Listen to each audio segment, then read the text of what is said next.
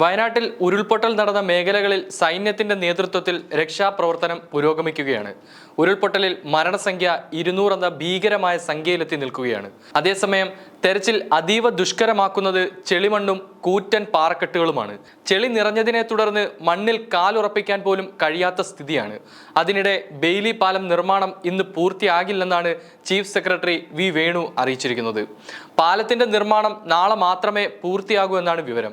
വാഹനങ്ങൾ എത്രയും വേഗം മുണ്ടക്കൈയിൽ എത്തിയാൽ മാത്രമേ തെരച്ചിൽ എത്രയും വേഗം പൂർത്തിയാക്കാൻ സാധിക്കൂ. അതായത് മുണ്ടക്കൈ മേഖലയിൽ തെരച്ചിൽ ഇനിയും വൈകും എന്നാണ് ഇതിൽ നിന്നും വ്യക്തമാകുന്നത്. തെരച്ചിലിനായി മണ്ണുമാന്തി അടക്കം യന്ത്രങ്ങൾ എത്തുന്നത് വൈകുമെന്ന് അധികൃതർ അറിയിക്കുന്നു. എന്നാൽ പാലം തയ്യാറാക്കുന്നതിന് മുൻപ് തന്നെ പുഴ കടന്ന് 2 മണ്ണുമാന്തി യന്ത്രങ്ങൾ മുണ്ടക്കൈ ഭാഗത്തേക്ക് എത്തി എന്നാണ് അറിയാൻ കഴിയുന്നത്. എന്നാൽ രാത്രിയിൽ രക്ഷാപ്രവർത്തനം പൂർണ്ണമായും നിർത്തണമെന്നാണ് അധികൃതരിൽ നിന്നും ലഭിക്കുന്ന അറിയിപ്പ്. പുഴയുടെ ഒഴുക്കിന്റെ ശക്തി ഇപ്പോഴും കൂടിക്കൊണ്ടിരിക്കുകയാണ്. ഇന്ന് രാവിലെ 6 മണി മുതൽ സൈന്യം ദുരന്തമുഖത്ത് രക്ഷാപ്രവർത്തനം നടത്തിക്കൊണ്ടിരിക്കുകയാണ്.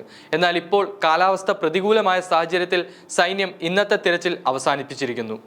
ദുരന്തത്തിന്റെ 2ാം നാളായ ഇന്നും മണ്ണിനടിയിൽ നിന്നും നിരവധി മൃതദേഹങ്ങളാണ് കണ്ടെടുത്തുകൊണ്ടിരിക്കുന്നത്. 200-ലേറെ ആളുകൾ ഇപ്പോഴും കാണാമറയത്താണ്. ചൂരൽമലയിൽ 4 സംഘങ്ങളായി തിരിഞ്ഞ് 150 സൈനികരാണ് രക്ഷാദൗത്യം തുടർന്നുകൊണ്ടിരിക്കുന്നത്. ചൂരൽമലയിൽ നിലം പൊത്തിയ വീട്ടിൽ നിന്നും പിഞ്ചുകുഞ്ഞിന്റെ ഉൾപ്പെടെയുള്ള മൃതദേഹം രക്ഷാപ്രവർത്തകർ കണ്ടെടുത്തു. കൂടുതൽ സങ്കടകരമായ കാഴ്ചകളാണ് മുണ്ടക്കൈയിൽ നിന്നും പുറത്തു വന്നുകൊണ്ടിരിക്കുന്നത്. മുണ്ടക്കൈയിൽ നിന്ന് ഇന്ന് കണ്ടെടുത്ത 8 മൃതദേഹങ്ങളും തകർന്ന വീടുകൾക്കുള്ളിലായിരുന്നു.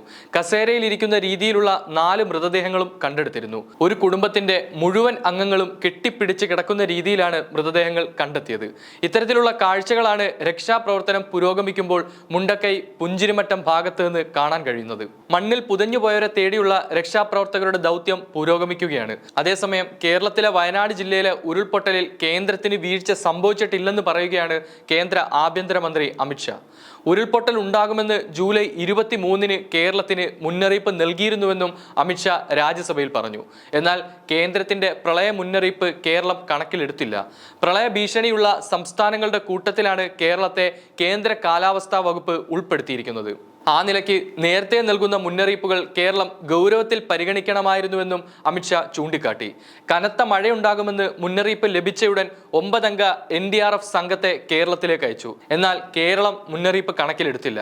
7 ദിവസം മുമ്പ് ഉരുൾപൊട്ടലും പ്രളയവും മുൻകൂട്ടി പ്രവചിക്കാൻ കഴിയുന്ന സംവിധാനമുള്ള 4 രാജ്യങ്ങളിൽ ഒന്നാണ് ഇന്ത്യ. വയനാട് ദുരന്തത്തിൽ കേരളത്തിനൊപ്പം കേന്ദ്രമുണ്ടെന്നാണ് അമിത്ഷാ പറയുന്നത്. 20 സെന്റിമീറ്ററിലധികം മഴ പെയ്യാനും മണ്ണിടിച്ചിലിനും സാധ്യതയുണ്ടെന്ന് 26-ന് വീണ്ടും മുന്നറിയിപ്പ് നൽകി. മുന്നറിയിപ്പ് ലഭിച്ചിട്ടും ആളുകളെ മാറ്റിപ്പാർപ്പിക്കുന്നതിൽ കേരളത്തിന്റെ ഭാഗത്ത് നിന്ന് വലിയ അലംഭാവം സംഭവിച്ചുവെന്നാണ് അമിത്ഷായുടെ വിമർശനം.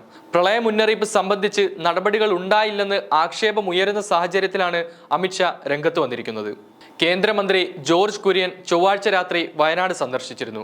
പ്രധാനമന്ത്രി നരേന്ദ്രമോദി സ്ഥിതിഗതികൾ സൂക്ഷ്മമായി നിരീക്ഷിക്കുകയാണെന്നും മന്ത്രി മാധ്യമങ്ങളെ അറിയിച്ചിരുന്നു. അതിനിടെ വയനാട് ഉരുൾപൊട്ടലിൽ മരിച്ചവരുടെ എണ്ണം 200-ആയി മാറിയിരിക്കുകയാണ്. 95 മൃതദേഹങ്ങളാണ് അവസാനം വരെ തിരിച്ചറിഞ്ഞിരിക്കുന്നത്.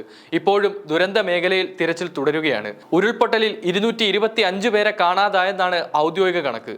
എങ്കിലും അതിനേക്കാൾ ഒരുപാട് പേരെ കാണാതായിട്ടുണ്ട് എന്നാണ് പ്രദേശവാസികൾ പറയുന്നത്. നിലവിൽ 200-ഓളം പേർ ചികിത്സയിൽ കഴിയുകയാണ്. എങ്കിലും ഈ കണക്കുകൾ ഒന്നും തന്നെ സ്ഥിരമല്ല.